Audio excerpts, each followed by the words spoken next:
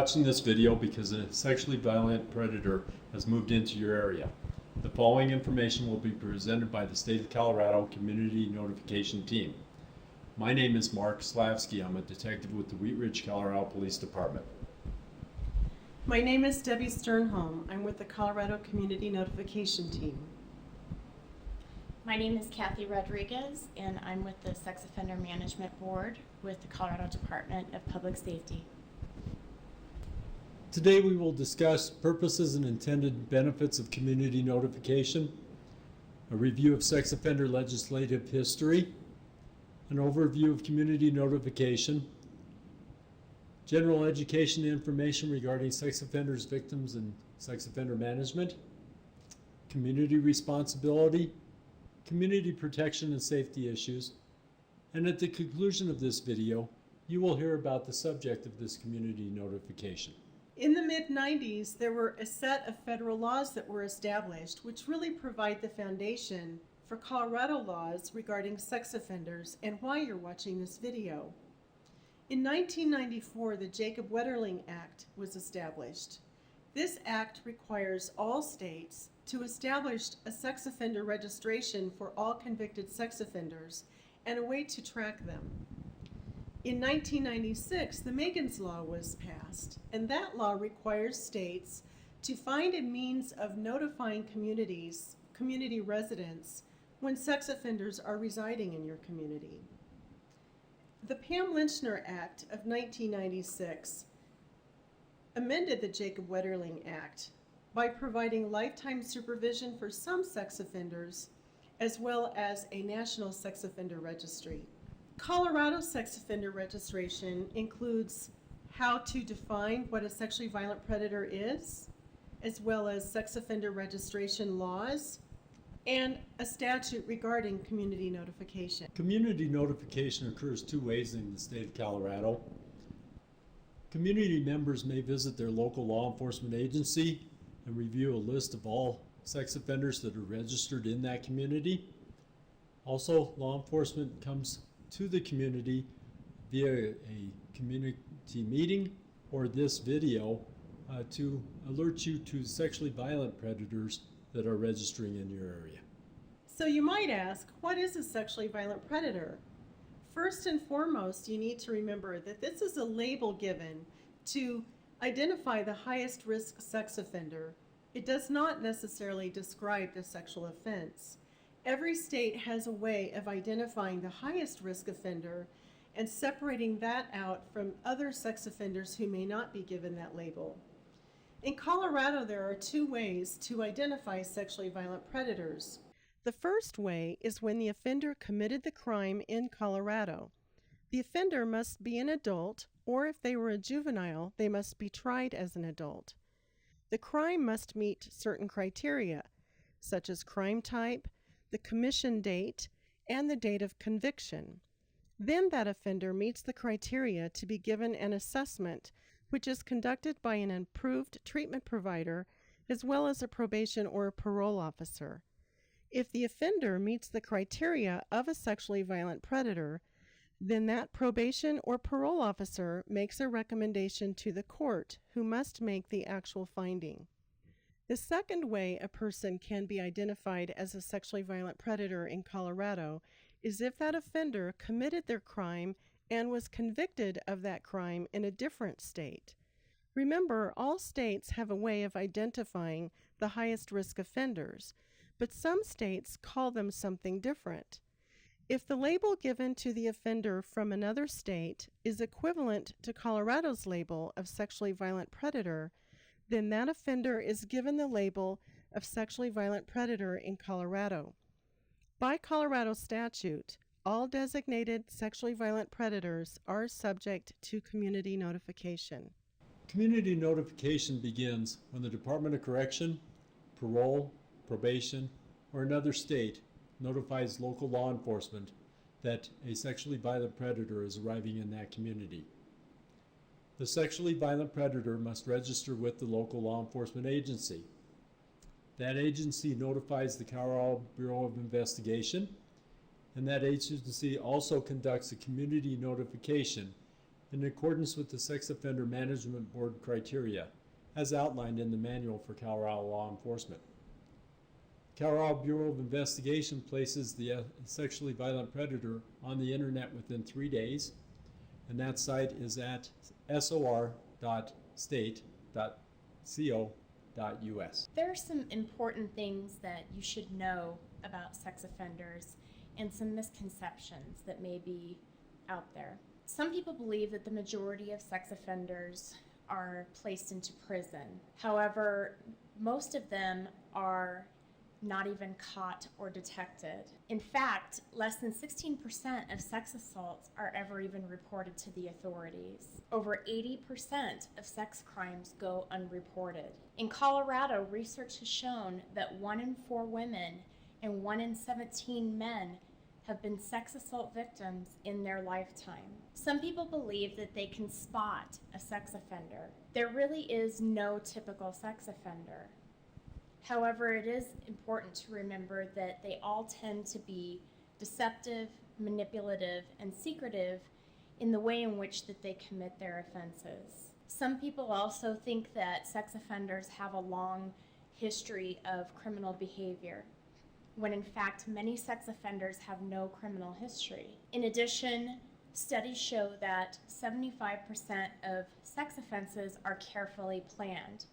They are not acts of impulsiveness. With regards to sex offender characteristics, it's important to know that most sex offenders engage in what we call crossover behavior.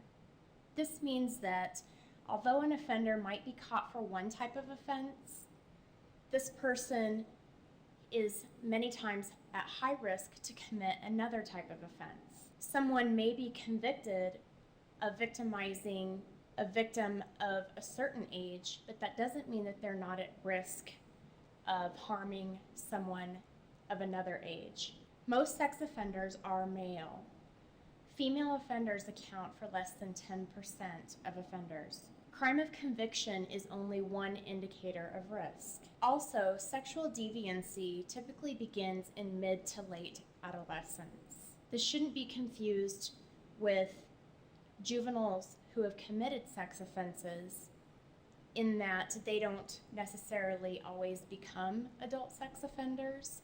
However, it's found that adults who have committed sex offenses typically began that behavior as teenagers. It's additionally significant to know that sex assaults do not necessarily occur in dangerous places. A study conducted in the Colorado Department of Corrections indicated that 85% of sex offenders reported having committed the sex crime at their own residence or at the victim's residence. In addition, most sex crimes are not committed by a stranger.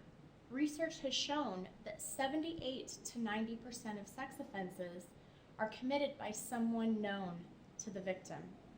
It is a felony crime to have sex with someone who is under the influence of drugs or alcohol and who is physically incapable, unconscious, or incapable of appraising the nature of their own actions, according to Colorado law.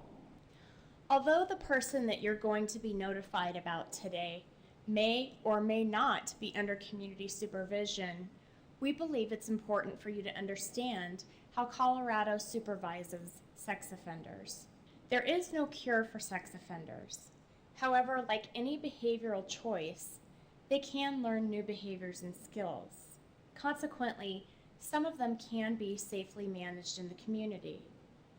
Most sex offenders in Colorado are supervised by the criminal justice system in the community. When someone is placed on probation, they have standard conditions that they must abide by. However, a sex offender who is on probation or parole has additional conditions that they must abide by and comply with. These conditions tend to be pretty intensive and rather lengthy. Some of them include waiving confidentiality and offense-specific treatment, as well as polygraph testing.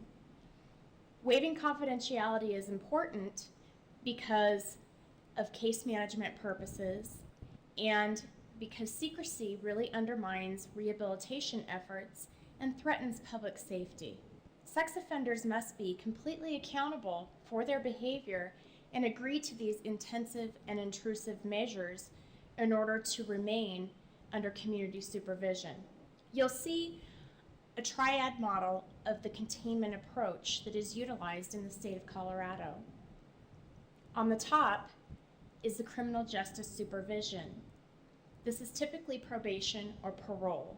On the bottom left-hand corner is the sex offense-specific treatment.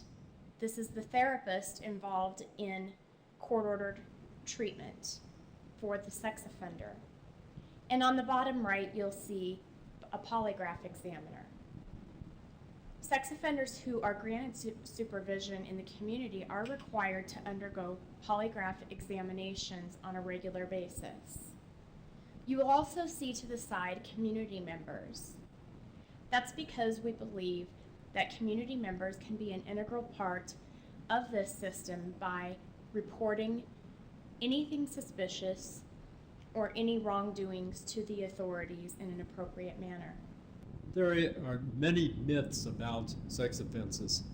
One myth is that most victims ask for it. Fact is, sex offenders use power and control to dominate and humiliate victims of both genders. Another myth is that victims who suffer no obvious physical injury are not seriously traumatized by their experience. That is not true at all. Only about 4% of rape victims sustain serious physical injuries as a result of rape. In fact, 70% reported no physical injuries at all. All victims suffer from the effects of being raped. The impact of victims of sex offenses are varied, and there is no norm. Victims may exhibit many different responses, including crying, anger, being quiet or withdrawn. Sexual assault by someone known to the victim creates even more difficult recovery processes. Victims often develop post-traumatic stress disorder, and long-term effects include anxiety, eating disorders, flashbacks, divorce, loss of sexual interest, loss of concentration, and sleeping disorders. Victims of sexual assault are 3 times more likely than the general population to suffer from depression, and are 13 times more likely to attempt suicide. They have greatly increased rates of substance use or abuse and a higher rate of unwanted pregnancy. And they also have an increased risk of involvement within the judicial system. One of the ways to combat that is to control the response and minimize it, which is done when the victims are supported and believed by their families and members of the community. The community has a vested interest in helping the offender be successfully managed within the community. Sex offenders have the same need for housing and employment as other citizens, and harassment is counterproductive to the goals of the community management and may cause the offender to go underground where they cannot be supervised at all. Sexually violent predators must register with the local law enforcement agency where they live. They must do that on a quarterly basis for the rest of their life. The law enforcement agency will verify each registration on a quarterly basis. And these offenders must register their email addresses and internet identifiers with the local law enforcement agencies. Sexually violent predators do not represent all dangerous sex offenders, and community notification process is not a complete deterrent to sexual assault. Remember that most offenders are not known to us because most offenses are not reported. Harassment, threats, intimidation of the offender is counterproductive to the best interests and safety of the community. We want them visible, we want them registered in the community. We do not want them underground. The harassment or threats to these people is criminal and will be investigated, and the actor will be subject to prosecution. There is no way to protect yourself in all situations, and the following tips and advice cannot completely eliminate the risk of sexual assault. However, they may provide you with information to prepare you for potential situations. Many people are concerned about what to tell their children about sexually violent predator that moved into their area. Avoid any scary details. Be honest and use language that is age appropriate. Teach your children not to harass or visit the offender's home or yard. Teach your children to tell safe adults if anyone acts inappropriately toward them, if they're too friendly, if they're threatening, if they're just acting creepy. Should pay close attention to your child's thoughts and feelings. Role play with your child. Act out scenarios of various dangerous situations and teach them how to respond. This gives them an ability to recognize it and not be surprised by what's happening. Teach them to avoid high-risk situations and be observant of their surroundings. Teach them to be thoughtful and to use good judgment when choosing their friends and partners. Teach them appropriate social behaviors. Teach them the correct names for body parts. And teach them that adults are not always right. And teach children the importance of honesty and the danger of keeping secrets. Thank you. In just a few moments, you will receive information about the sexually violent predator that has moved into your community and other information relevant to your neighborhood. Please take the time to view or copy the resources outlined on the next slide. And thank you again for your attention.